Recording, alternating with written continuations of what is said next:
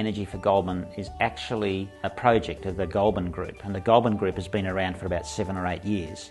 And the Goulburn Group has run a lot of different kinds of projects. There's been a wetlands project, there's been a Wi-Fi project where we've put Wi-Fi free into the CBD.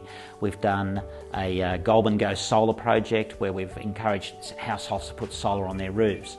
And that's given us a lot of credibility in the market. It's given us credibility in the community and in the business community, and even with the local council. How do we do community energy?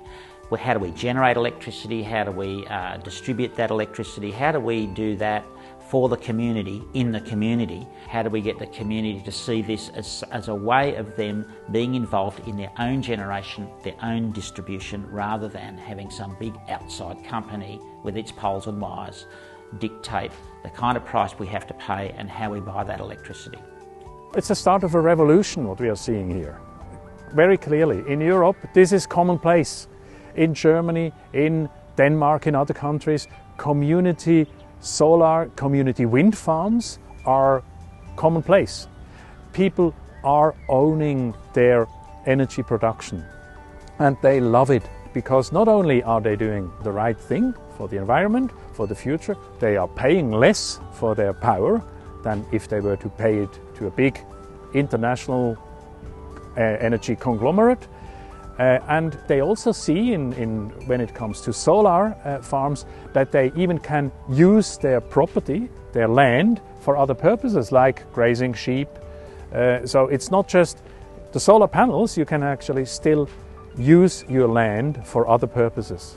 Often Goulburn is seen as being really conservative and not progressive at all. Community energy here in Goulburn would be a great way to keep young people here.